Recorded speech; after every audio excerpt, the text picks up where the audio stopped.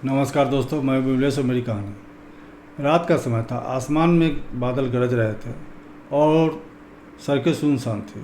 शहर के सबसे बड़ी सरकारी अस्पताल के फर्श पर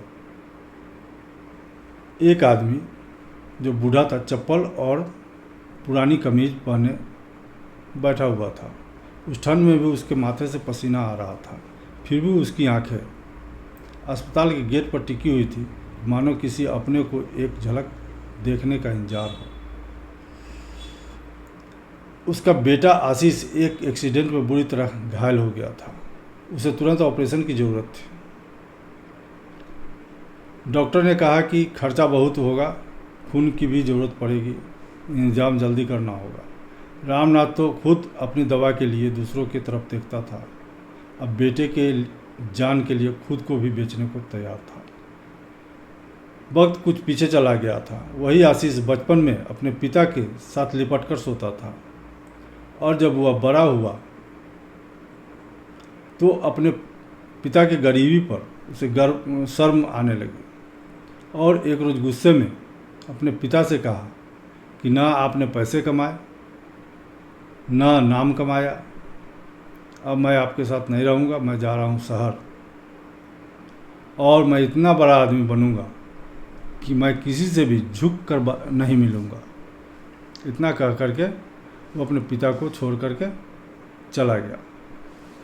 वहाँ जाने के बाद, शहर जाने के बाद उसे अच्छी नौकरी मिल गई, पैसे भी अच्छे कमाने लगा, उसका रुतबा बढ़ गया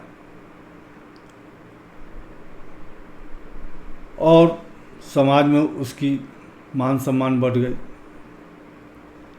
लेकिन वह अपने पिता को भूल गया, उसके अपने बूढ़े बाप को वह भूल गया। उसके पिता मोहल्ले वालों को दिखाने के लिए हर त्यौहार पर उसके लिए मिठाई के डब्बे लाते और उसका इंतज़ार करते कि इस बार वह ज़रूर आएगा। लेकिन शाम जब होती तो वह मिठाई का डब्बा उसी तरह पड़ा रह जाता और रामनाथ को बहुत दुख होता। वह लोगों से अपने बेटे की बात सुनते, उसके कामयाबी की बातें सुनते। सुनने में तो अच्छा लगता था, लेकिन अपने बेटे को एक झलक देखने के लिए रामनाथ हमेशा बेचैन रहता था।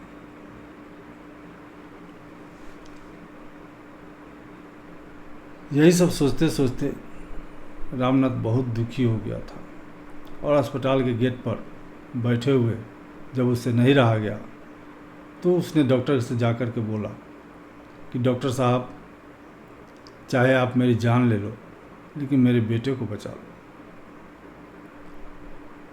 डॉक्टर उससे खून लिया और ऑपरेशन स्टार्ट करवा दिया।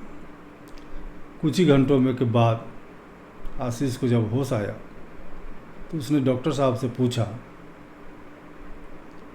कि डॉक्टर साहब, मेरे लिए यहाँ कौन आया था? तब डॉक्टर साहब मुस्कुराते हुए बोले कि जिसके गरीबी पर तुम्हें शर्म आती थी,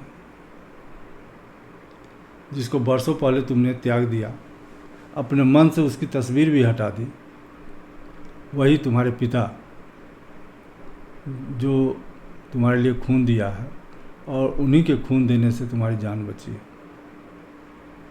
आशीष की आंखों से आंसू बहने लगे। उठा और बाहर आया। बाहर उसके पिता फर्श पर बैठे हुए थे और अपने बेटे का इंतजार कर रहे थे। जब रामनाथ जी आशीष को देखा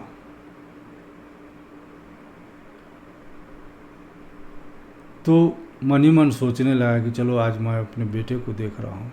आशीष जब रामनाथ जी के पास पहुँचा, रामनाथ जी बोले, धीरे से बोले कि बेटा अब घर चलो।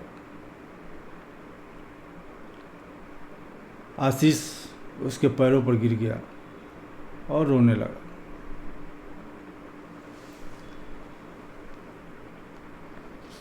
उस दिन आशीष को यह एहसास हुआ कि माँ बाप को छोड़ना सबसे बड़ी गरीबी है। चाहे कामयाबी जितनी भी मिल जाए, कितने भी ऊंचाई हो जाए, पैसे कितने भी कमा ले, लेकिन माँ बाप को जो भूल जाता है उसके जैसा गरीब इस दुनिया में कोई नहीं है। इसलिए हमेशा माँ बाप को साथ रखना चाहिए, उसे भूलना नहीं चाहिए। त्यौहार हो, अगर आप बाहर रहते हो, त्यौहार हो, दिवाली हो, होली हो, अपने पिता के साथ बिताना चाहिए, क्योंकि एक माँ बाप ही है कि निस्वार्थ अपने बच्चे को याद करता है, उसके अच्छे जीवन का कल्पना करता है। इसलिए कभी भी अपने माँ बाप को भूलना नहीं चाहिए और उसके गरीबी से शर्मिंदगी महसूस नहीं करनी चाहिए, क्योंकि वही बाप आधा पेट भी खाना पड़े तो खाता है और अपने बच्चों को का परवरिश करता है। जिसकी जैसी हैसियत रहती है उसी हिसाब से अपने बच्चों को प्रतिपाल करता है, उसमें शर्म नहीं करनी चाहिए। कहानी छोटी सी थी, अगर अच्छी लगी हो तो लाइक और सब्सक्राइब कीजिएगा। कहते हैं ना, करो कुछ ऐसा कि दुनिया करना चाहे तुम्हारे जैसा। नमस्कार।